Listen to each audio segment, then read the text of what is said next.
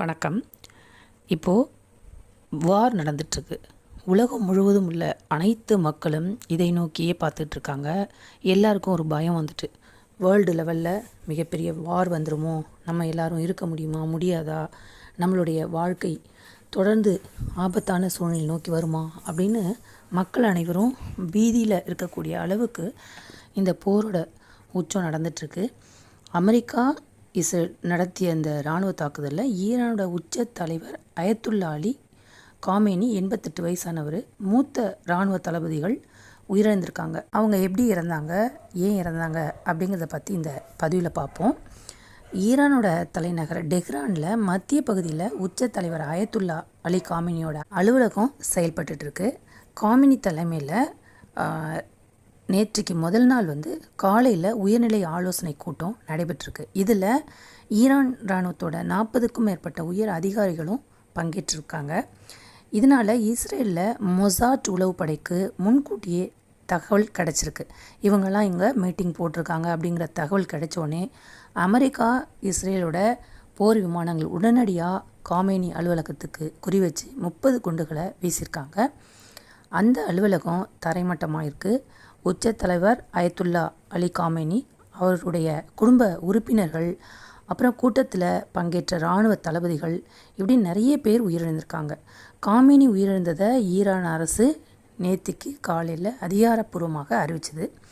அவரது மறைவை ஒட்டி 40 நாள் துக்கம் அனுசரிக்கப்படும் என்றும் 7 நாட்கள் பொது விடுமுறை விடப்படும் அப்படின்னும் அறிவிச்சிருக்காங்க.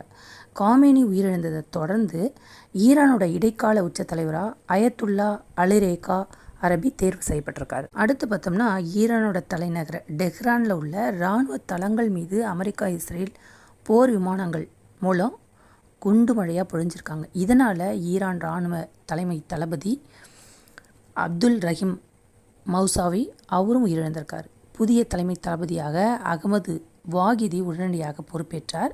அதன் பிறகு இஸ்ரேல் தாக்குதலில் ஈரான் முன்னாள் அதிபர் அகமதி நிஜாத், ஈரான் பாதுகாப்பு கவுன்சில் ஆலோசகரும் காமேனியின் ஆலோசகருமான அலி கனி இவங்கெல்லாமே உயிரிழந்திருக்காங்க. இஸ்ரேல் இராணுவம் நேற்று என்ன சொல்லியிருக்காங்க அறிக்கையில் அப்படின்னா, அமெரிக்காவும் இஸ்ரேலும் இணைந்து ஈரானுடைய இராணுவ தளங்கள் மீது நாங்கள் தாக்குதல் நடத்திட்டு வரோம். கடந்த 24 மணி நேரத்தில் ஈரானோட பல்வேறு பகுதியில் 1200க்கும் மேற்பட்ட சக்தி வாய்ந்த குண்டுகள் வீசப்பட்டிருக்கு அப்படின்னும் சொல்லியிருக்காங்க. அமெரிக்க இராணுவத்தோட மத்திய கிழக்கு தலைமை அலுவலகத்தில் அவங்க என்ன அறிக்கையில் இருக்குன்னா, ஈரான் தாக்குதலில் 3 அமெரிக்க வீரர்கள் உயிரிழந்திருக்காங்க, 5 பேர் காயமடைஞ்சிருக்காங்க அப்படின்னும் சொல்லப்பட்டிருக்கு. காமேனி இறந்த பிறகு அவருடைய 2வது மகன் முஜ்தபா அடுத்த தலைவாக வருவார் என்றும், அவருக்கு 56 வயதாகும் அந்த முஜ்தபா தந்தை காமேனியிடம் அரசியல் நிறைய கற்றிருக்காரு அப்படின்னு சொல்லப்படுது. அடுத்து பார்த்தோம்னா, அங்கே உள்ள எதிர்க்கட்சி தலைவராக இருக்கக்கூடிய மரியம் ராஜாவி மக்கள்கிட்ட ஒரு விஷயத்த சொல்லியிருக்காங்க.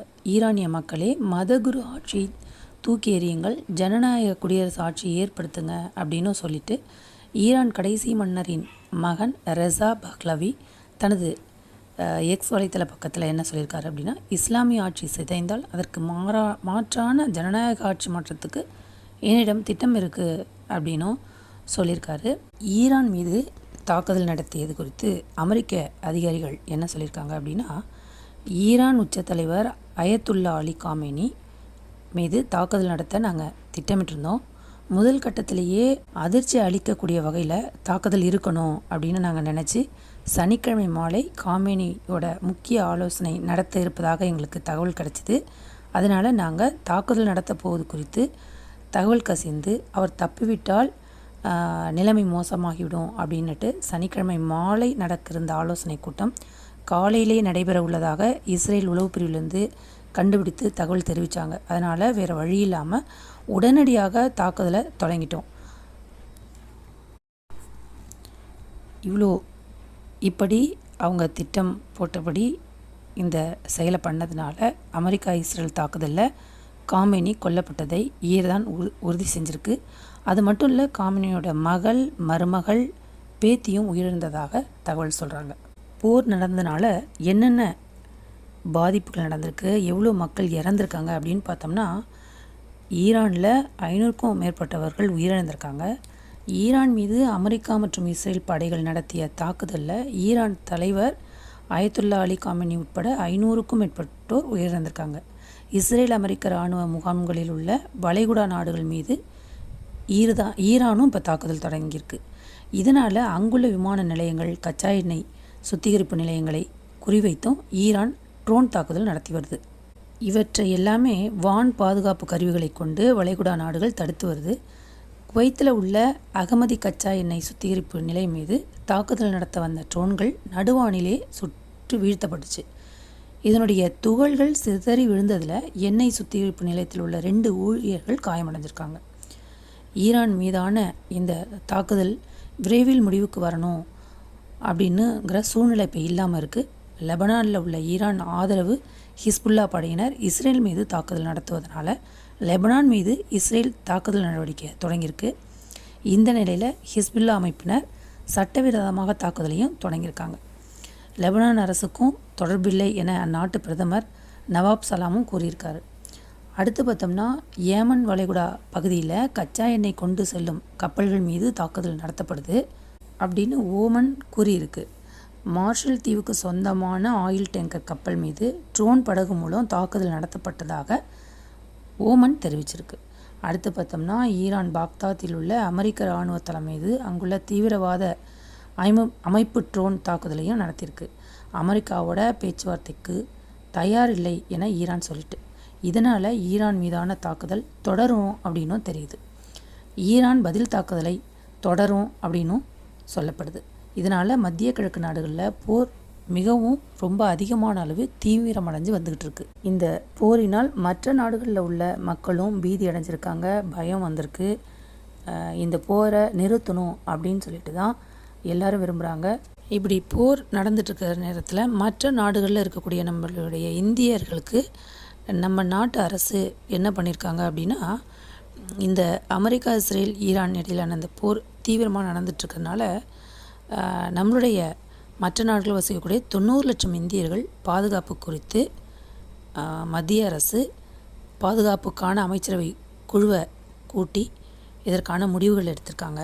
அதாவது மத்திய கிழக்கு பகுதியில் உள்ள 11 நாடுகளில் வான்நிலைகள் மூடப்பட்டிருக்கு. இந்திய விமான நிறுவனங்கள் 350 சர்வதேச விமான சேவைகளை ரத்து செஞ்சுருக்கு. மத்திய கிழக்கு நாடுகளில் 90 லட்சம் இந்தியர்கள் வசிக்கிறாங்க. இவங்களுடைய ஈரான் தலைநகர் டெஹ்ரான், இஸ்ரேலில் டெல் அவீவ், அபுதாபி, துபாய் இந்த இடங்களில் 24 மணி நேர உதவி மையங்கள் ஏற்படுத்தப்பட்டு இந்தியர்களுக்கு தேவையான உதவிகளை தூதரக அதிகாரிகள் செய்து வர்றாங்க. அதாவது ஐக்கிய அரபு அமீரக தலைவர் ஷேக் முகமது பின் ஜயித் அல் நஹ்யானுடன் பிரதமர் பேசியிருக்காரு. அந்த நாட்டின் மீதான தாக்குதலுக்கு கண்டனம் தெரிவித்த பிரதமர் ஐக்கிய அரபு அமீரகத்துக்கு துணை நிற்பதாகவும் இந்தியர்களின் பாதுகாப்புக்காக எடுக்கப்பட்ட நடவடிக்கைக்கு நன்றியும் சொல்லியிருக்காரு. அது மட்டும் இல்லாமல் மத்திய கிழக்கில் அமைதி நிலைத்தன்மை ஏற்பட இந்தியா கண்டிப்பாக ஆதரவு அளிப்பதாகவும் சொல்லப்படுது. அடுத்து பஹ்ரைன் மன்னர் ஹமாத் பின் இஷா அல் கலிபாவுடன் தாக்குதல் குறித்து தனது கவலையை தெரிவித்த பிரதமர் அங்கு இந்திய மக்களின் பாதுகாப்புக்கு தேவையான உதவிகளை செய்யுமாறும் கேட்டிருக்காரு. போரை பொறுத்தவரை யாருமே விரும்பவில்லை. விரைவில் போர் முடியும் அப்படின்னு எல்லோராலும் எதிர்பார்க்கப்படுது. நன்றி.